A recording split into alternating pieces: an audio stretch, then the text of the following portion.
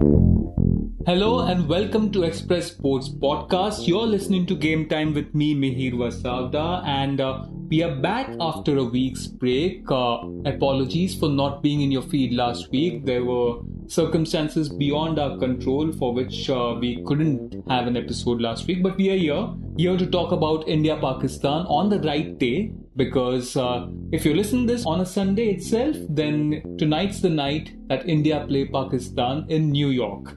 Before we get on to the main agenda though, we kind of take a step back, start with a story of a player who's kind of turned the World Cup upside down. And the player's story is kind of similar to our guest, barring for one last twist in the tale. There's these two guys, one who played a lot of cricket in India, went to the US, did his engineering, got a job at an IT firm, and continued playing cricket there. One is Saurabh Netravalkar, and the other is a co-host of this podcast, Vinayakk Mohanarangan, who tweeted that he had a proper FOMO after USA defeated Pakistan with Saurabh Netravalkar's heroics. Vinayakk?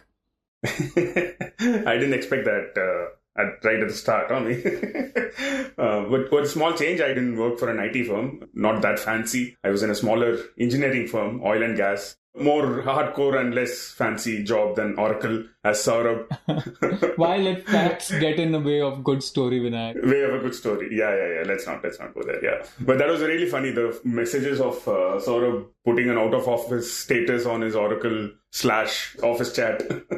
That was quite funny. It's doing the rounds. He's out of office till June 17th, apparently. I mean, if USA continue playing this way, he might have to be out of office for a bit longer if they do end up going into the next stage. Yeah, but what a story. Huh? To bowl the super over.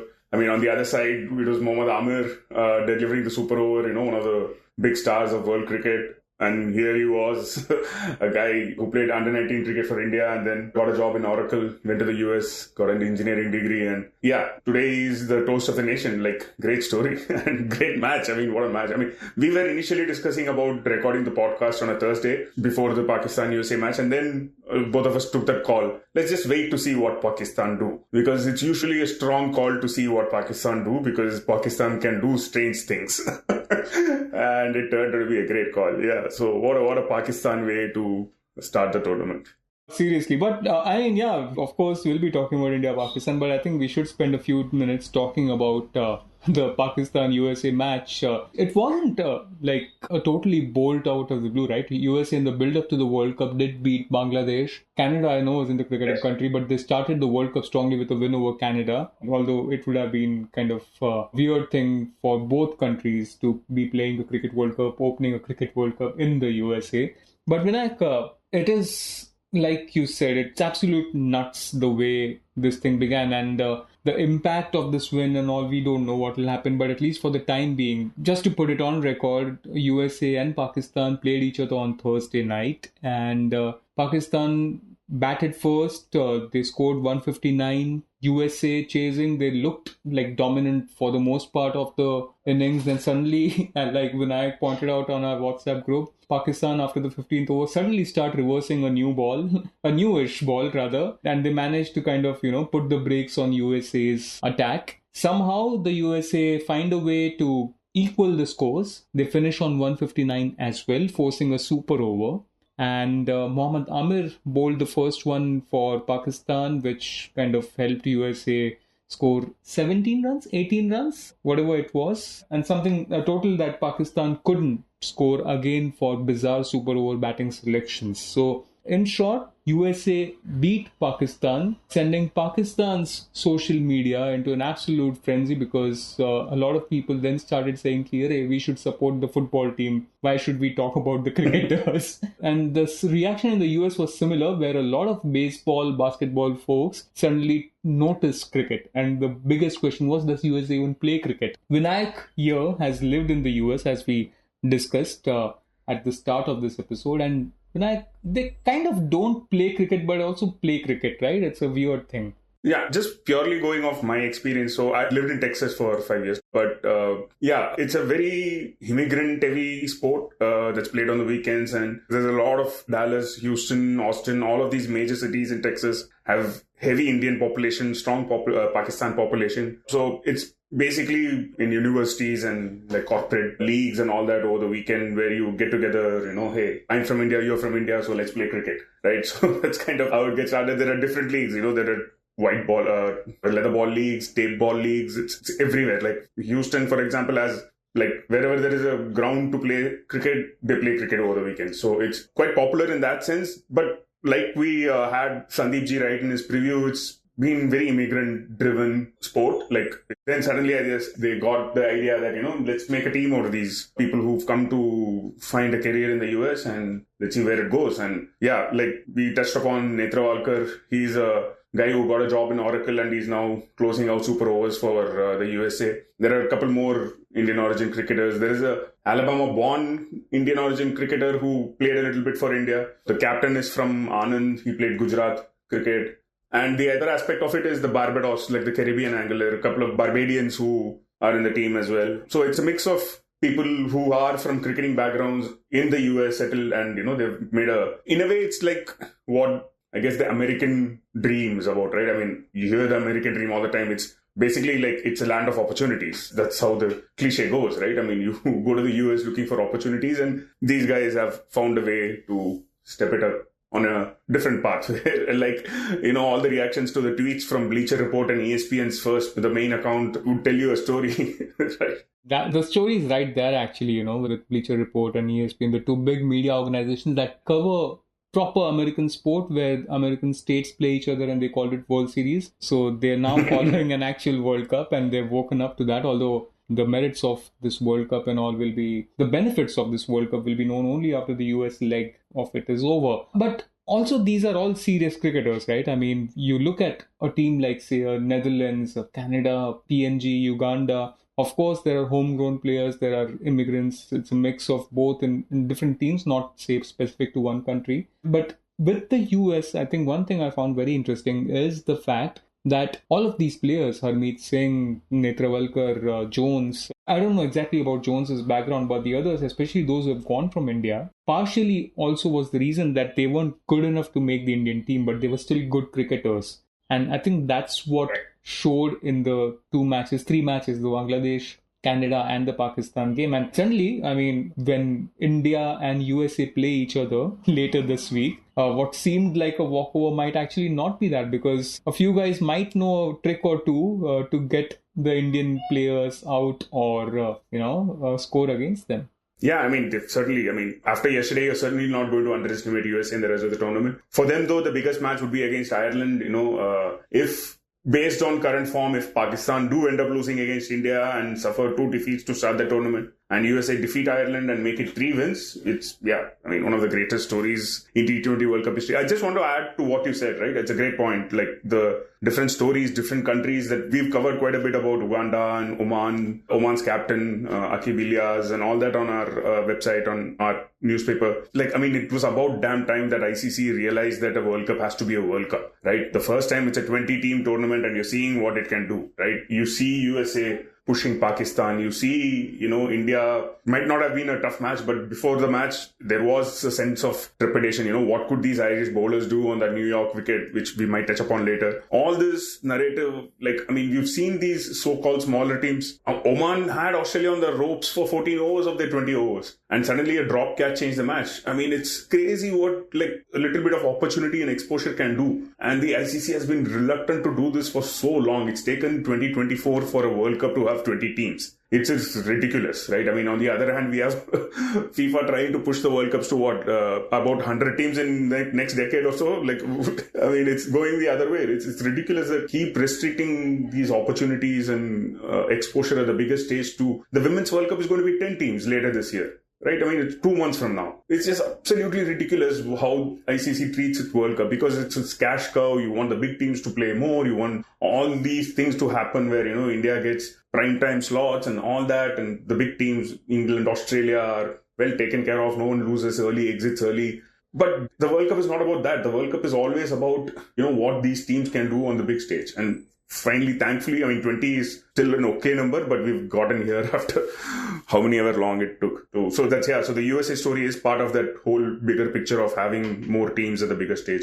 Yeah, absolutely. And we've done a piece a couple of years ago, I guess, before the IPL, that if cricket is a religion in many countries, especially in the subcontinent, then T20 is like a proper missionary because it's a version of the sport which isn't as complicated as Test cricket, isn't as boring as 50 overs, and it kind of fits perfectly in many countries' appetite in the sense that you don't have to waste like an entire day, entire week. It's full of action, and of course, traditionalists will scoff at it. That's what traditionalists like to do. But we've seen, what it can do. And I'll be honest, I was very skeptical about the whole point of having a World Cup in the USA. My main argument over here was that ICC hasn't been able to take care of its full members, being West Indies, Zimbabwe, South Africa. I mean, I had South Africa for a reason that the sport is dwindling there. It's not growing. It's either stagnant or it appears to be going down. And ICC, to a certain extent, hasn't been able to kind of, take care of its full members. And here you are, them venturing out to places which aren't really cricket. Yeah, I don't know. Yeah, that's a great point. I mean, it's two different things, right? I mean, a 20-team World Cup where you expand to as many teams as possible, but also hosting a World Cup in a country where there is no established base. And it's purely because they wanted an American market. I mean, there's nothing more to it. I don't think that promoting cricket in the US was at the top of ICC's mind when they thought of USA as the co-host. Let's be perfectly honest there. But yeah, those are two different things, I feel. And that definitely, I mean, we've seen in New York where, things are a mess right now. So yeah, that's a good point. And, the merits to whether the World Cup should have gone to the US is a different point of view. But yeah, hopefully the lessons are learned in terms of selecting the hosts and preparing events better based on what's going on in New York, which I guess we'll touch upon next. I think, that's like a perfect segue to kind of move to New York, right? I mean, the reason we are kind of talking about New York and the whole thing is that ICC didn't have a setup. USA cricket didn't have a setup. It didn't have a ground or something. Like Vinayakk said, they used to kind of play in parks, set up a pitch there, roll down a turf and all. And that's literally what they've done for this World Cup in the US. I think, an hour and a half, 2 hour long drive to Long Island, where they've kind of taken an open park, raised stands, got a pitch from Adelaide or somewhere across the other side of the world, and without testing, without anything, it seems like right now they've just had a World Cup match over there with results that are kind of very, very concerning because of the bounce, the way the pitch has acted, so much so that I was surprised that ICC was so quick to react. Even they said that they're concerned, and it takes a lot for any governing body, let alone ICC, to admit a mistake. Exactly. So yeah. They have screwed up really bad when that happens. When that happens, seriously. And this really came to the fore during the India-Ireland match, where balls from good length were kind of just going over the batsman's head and hitting players all over their body. Rohit Sharma had to go out as a precautionary thing after he got hurt. And then one got wondering, what will happen if India and Pakistan play on the same pitch? I think they are not. But if the other pitch too reacts the same way, given the quality of bowling in both sides, and that's become the talking point, Vinayakk. The pitch has become the talking point about the India-Pakistan match. Yeah, it's a very strange thing, right? I mean, great effort, honestly, to get that ground set up and all that. It's a very American thing, give them a target and tell them this is what needs to be done. They get it done. So that was a crazy on all those videos about the time lapse of how the ground came up, all the stands and all. It's crazy, right? I mean, you have to give them credit for that. But, I mean, what we've seen so far, the cricket is a very condition-reliant sport. Not sure, too many sporting disciplines rely on conditions as much as cricket does. The outfield has been very heavy. It's a sand-based outfield and the ball just hasn't traveled. You play a perfectly timed cover drive, you probably get 2 for it. It's been that sort of an outfield where, ball has been dragged back a lot of times, which is not ideal for T20 cricket. The pitch, on the other hand, has been unsettled, I think is the word that Rohit Sharma used the other day. What I think that means is, the pitch was just laid, I think it's 4 months old or something like that. The drop-in pitch itself is around 4 months old or something like that. And it has not been played on for too long. And it has not settled into what would be the nature of the pitch that they expected, getting it from Adelaide. Adelaide is known for, at least in white ball cricket, a good true pitch where there is good bounce, players can hit through the line. There's something in it for the bowlers. Just hasn't been the case. It's just been bowlers, and not exactly.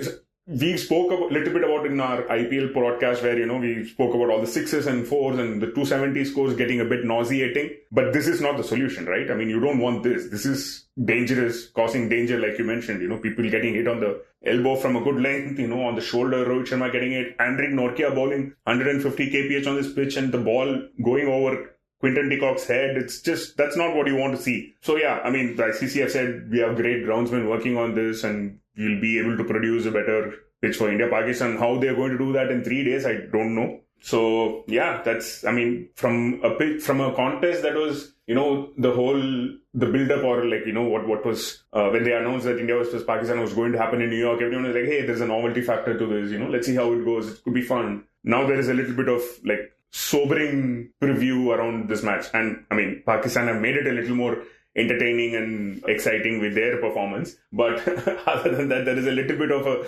sobering lead up to this match. And just make sure that, everyone gets out of it safe. There's no real damage in terms of physical damage. Pakistan might be doing a lot of damage to their fans mentally. That's a different story. But yeah, I think it's a little concerning. Just come Monday where the match is done and dusted, no one is hurt by the pitch. So that's, I think, is a big concern right now. Yeah, it's incredible what Pakistan managed to do. I mean, I think I must have used this quote before, but it's one of my favorite quotes by former Pakistan hockey coach Shehnaz Sheikh. Once, I think it was around 10 years ago when they'd come to Bhubaneswar for the Champions Trophy. He was speaking about the hockey team, but it stands true for almost all Pakistan teams and players. He said that, we don't know what Pakistani team will turn up. Either we'll destroy others or we'll destroy ourselves.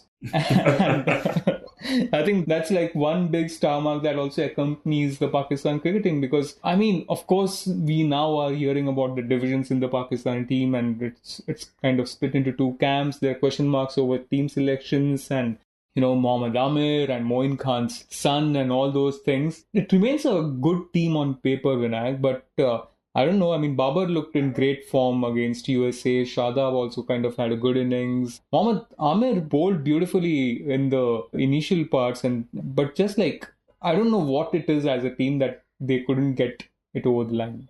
I slightly disagree with you there. I think they're actually not that good a team, even on paper, the way they've constructed themselves. See, Babar is a very strange case, yeah. I mean, yesterday 44 or 43 on that pitch. Come on, I know your style is to play anchor and whatever, you want to play deep and your depth is not really great in batting and all that. But against USA on that pitch, that was just not done. He was around 2 of 11 in the power play or something like that. Or 4 of 14, if I'm not wrong. That's just not done, right? In T20 cricket. And this is not the New York pitch we are talking about. I mean, this is a really good sporting wicket in Dallas. And shout out to Dallas, by the way. All the talk about New York, but Dallas has been the complete opposite. Really nice, intimate stadium. I was speaking to people in Dallas a couple of days back, and they said, it's even MLC, the Major League Cricket, is a very fun watch in Dallas because it gives a very intimate, the sort of Highbury feel for Arsenal, where you're really close to the action. That's sort of a stadium, not too many seats, but it's great pitch, very good pitch, good facilities, and yeah, so and such a sort of situation, you're batting first, you make a statement, yeah? I mean, people are talking about your strike rate all the time. I know you lost a couple of wickets, but play your shots. I mean, it's just not like Babar drops anchor far too fast. And I mean, he might play these pretty 40s, but they actually I don't know if they help Pakistan any at all. I mean, there is a sense that, they don't have great middle order depth. So Babar has to play long and, that's how they win matches because the bowling then takes care of it back end. I mean, bowlers can defend par scores. They don't need above par necessarily, but it's not how T20 cricket has been played in the last couple of years. I don't think Pakistan really understand that. I mean, you never know, they typically lose a match and then figure out what's wrong. So I think that weakness, Vinay, but evens out given we have a player or two in India who have had that similar criticism. So yeah, I mean, but it's not the same level, I would say. I mean, talk about Virat Kohli and Rohit Sharma. I mean, Rohit Sharma's IPL strike rate hasn't been great for a few years, but it is not for a lack of trying, right? I mean, Rohit, even the other day against Ireland on a tricky pitch, he went for his shots. He just didn't time them. He just kept missing. Right, so and Kohli, I mean, what he showed in the last IPL is at 34, he's stepping it up. I mean, he's finding new ways. He's unlocking his slot sweeps. These are cricketers who are trying to find new ways to try and improve and, fall in line with how cricket is being played, T20 cricket is being played. And then we have Babar and Rizwan doing the same thing over and over again, right? They are great to watch when they play their shots, but I don't know if that partnership has ever really helped Pakistan really. I mean, that's going to be, again, on a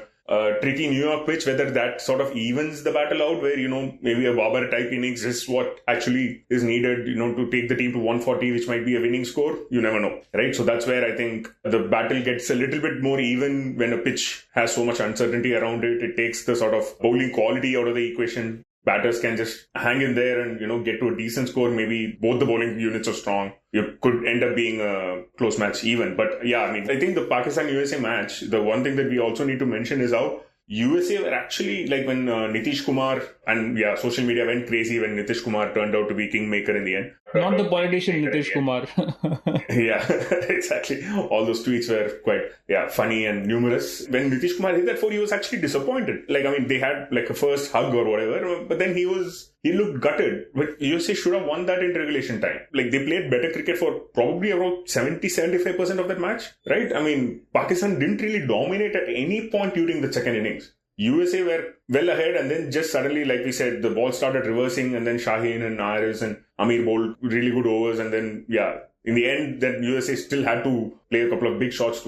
It's probably in the last over that they actually just genuinely felt that, okay, we're going to lose this match. But until then, USA were very much in the front seat. So, it wasn't like a smash and grab win for USA. They dominated large parts of that match, and that should really concern Pakistan. So, the point is, I don't really think they're a great T20 side, even on paper. But, the New York pitch might even that a little bit. There's a nice photo that I saw on social media. I don't know how genuine it was, but still, it was a good photo of Rahul Dravid in a subway watching or following the match on his phone, and he had a smile on his face. We'll see if that smile remains. But just to kind of wrap it up, it's tough to kind of base our analysis solely on what we saw of India against Ireland, but still, like an all-round show. The bowlers look pretty solid, and the team has got a taste of the New York ground, which would come in handy against Pakistan. And given everything that Pakistan's finding themselves in, I think India should go into the match as favourites. Yeah, I would think so, definitely. How the tournament started for the two of them, and India played two matches. Let's not forget the warm-up match. That was interesting. I think India-Ireland, the day of India-Ireland, who was mentioning this on air? Might have been Niall O'Brien, the former Irish cricketer. That was actually the day the Irish team entered the Nassau Cricket Ground facility and saw what it was and looked at the pitch, looked at the outfield. They hadn't even had a practice or whatever. That was the first day they actually came to the venue. Right? That's crazy. When you think about, completely new venue, it's already difficult. Then you don't have any previous experience of facilities. Even just being around the ground matters a lot, right? You have a feel for what the ground is about, dimensions and all those things. So basically India played two matches now with the Bangladesh warm-up and the Ireland game. So definitely an edge in terms of understanding dimensions, how the outfield works. Virat Kohli will probably look for a lot of twos and threes the next time he plays. He went for that big shot against Ireland. Now he'll understand that, let's find the gap and just keep going ones and twos. That might actually be handy on this sort of pitch and outfield. So they have that experience, right?